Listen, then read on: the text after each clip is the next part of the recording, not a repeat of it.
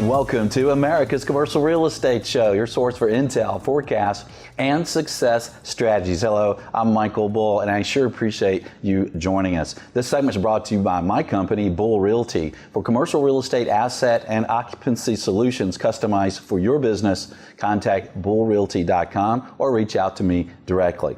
Well, we have an incredible show for you today. We're going to look at the economic outlook and the impact on real estate. When you think about what's been going on in the economy, there's a lot of moving targets, interest rates changing. We have tariffs, we have rising construction costs, we have deregulation. We have so much going on. What does it mean? And where are we in the cycle? What will be the impact of rising rates? What will be the impact long term of tariffs? What will be the impact long-term of the tax reductions that we've had? Have we seen the impact yet? What will be the impact of elections moving forward? Well, we're going to look at all that and a lot more. Please welcome my guest. It's Casey Conway, and Casey is the senior economist with the CCIM Institute. He's here in Studio One. Casey, thanks for being with us again. Thanks, Michael. It's always a treat to be with you. Well, we appreciate it. And, when we look at the overall economy, I think we've been in such a great cycle. Things have been going so well for so long.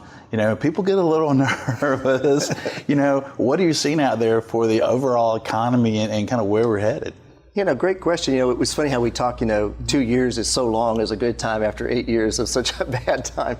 So overall, I'm pretty bullish with two caveats. I think the November 6th elections and then what's going on with tariffs. But we got the ADP job numbers this morning, which were plus 230,000 and a great upside, I guess. And 165,000 of those jobs are small business, so those companies under 500 employees. So really what's propelling this is the small business. GDP, we're going to get a first read on our third quarter GDP here at the end of the month.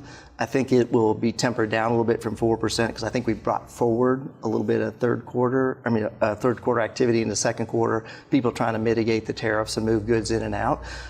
So overall, I'm optimistic. The business optimism, small business, home builder optimism, they're all in near record or at record territories. So what do you expect moving forward with related to jobs and unemployment and wage growth?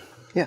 So wage growth, we just had the announcement by Amazon, right? They're going to go to $15 an hour on the heels of Target and Walmart doing it last year. So I think we're seeing that the workforce is so tight. I think we will likely see the unemployment job numbers probably dip down into as low as 3.5% here before the end of the year. Wow. Pay attention to the U6 rate, which is the total unemployment rate, not kind of the U3 made up one, but it covers everybody. And we're still well above 6% of the workforce. There's a big skills gap. Companies are adapting to the lack of workforce using technology, whether it's artificial intelligence, blockchain technology, robotics, so self-service kiosks at fast food restaurants. So I think our biggest challenge on job growth is we don't have 200,000 available workers every month after month to be employed.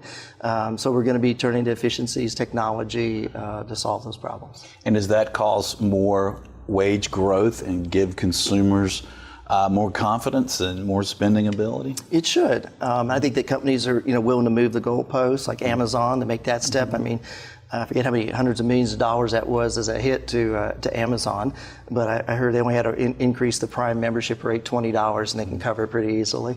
But I think it does, and I think the other thing is this NAFTA 2 agreement, the USMCA, also helps out because it is actually going to have a spillover effect of helping reinforce and build that middle class in Mexico, the way the agreement structures on wage rates. So I think we're finally seeing, where those wage rates grow, and that spills over into a lot of aspects of the economy. Yeah, and you mentioned Mexico. What do you think about the tariffs and the impact so far? And what do you expect long term from these kind of trade wars that people are calling them wars?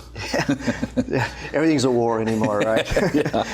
Got to have it for the headlines. Yeah. So this tariff agreement was pretty innovative. Mm-hmm. So traditionally, what we've done, old NAFTA and other tariffs, is we've had a percentage of the components that had to be manufactured or assembled in the country where the good is sold, and generally that's been around 62% for us. This new agreement says something different.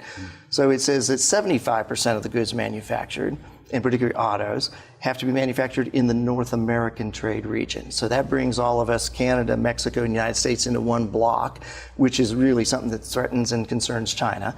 The second thing it did is it said, instead of looking at the components just in one country, those components have to be made or assembled in a high wage environment. And what they define that as $16 an hour.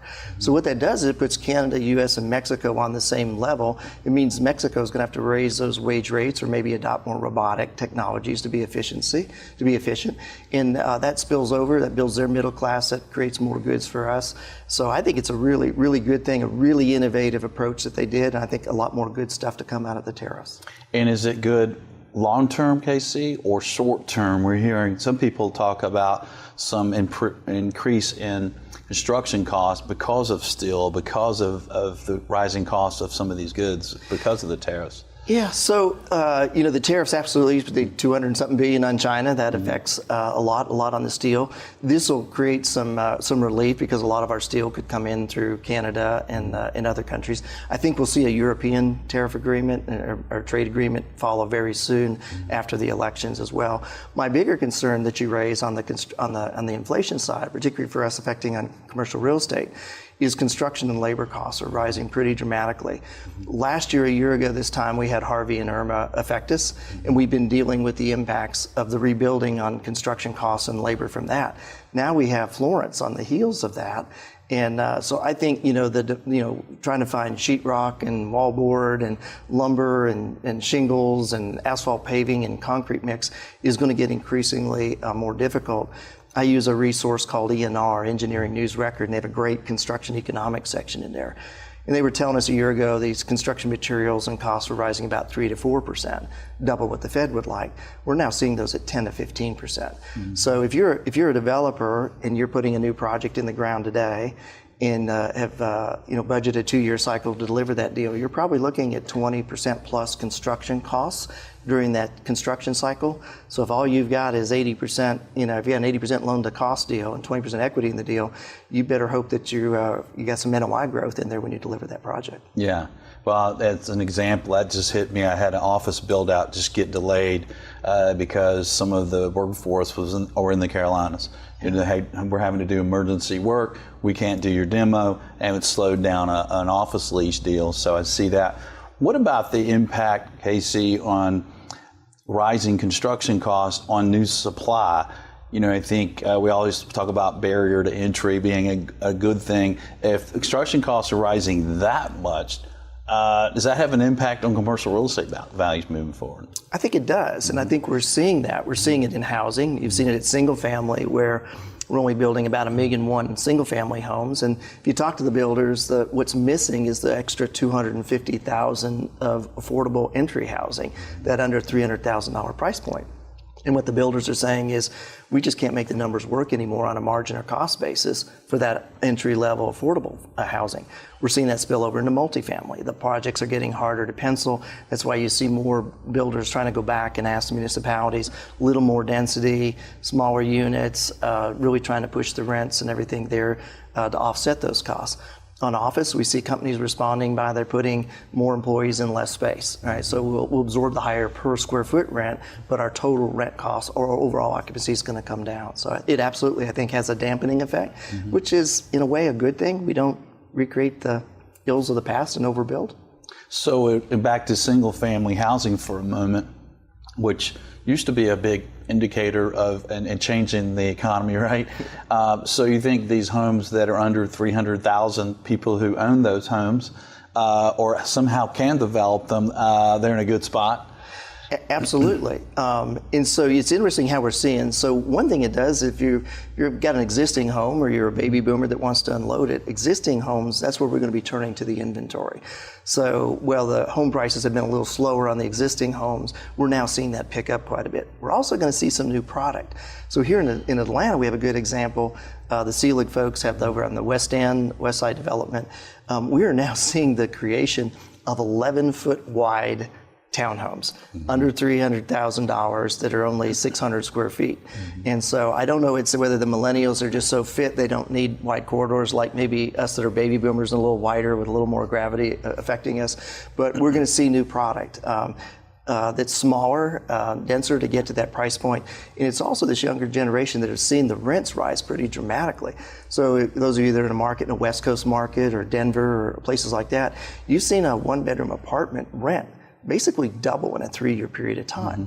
So how can you combat that? It's maybe buy into a smaller high-density unit. So I think we're going to see some product differentiation. So are potentially these rising rents on the multifamily, this increased value on homes under $300,000, creating more value for consumers that own all these homes? You look around the country, we think most consumers, that homeowners' homes are probably under $300,000. Now, do they have more spendable income? Do they go like what did we do in the last cycle? We go out and refinance our house and go have some fun with it? No, I think you're exactly right. So we have seen mortgage applications on refinance go back up as they've seen more of the value of that house go up. We're also seeing an uptick in home equity line of credits again at the banks, and the banks pushing that product because the value is there in the home. So again, it's kind of that piggy bank comes back to life, and somebody magically filled the piggy bank up again. Is that a good thing or a bad thing? Well, it's a thing. Well, and I think debt does concern people when they're looking at the cycle and what might, how that might impact when the cycle does turn, how bad it will be. And so we're going to take a short break, and I want to ask you about debt. I want to ask you about mortgages. We're starting to see interest rates rise for commercial real estate. We're starting to see some cap rate rises, so I want to get your opinion on that. So stay with us. We'll take a short break. I'm Michael Bull. This is America's Commercial Real Estate Show.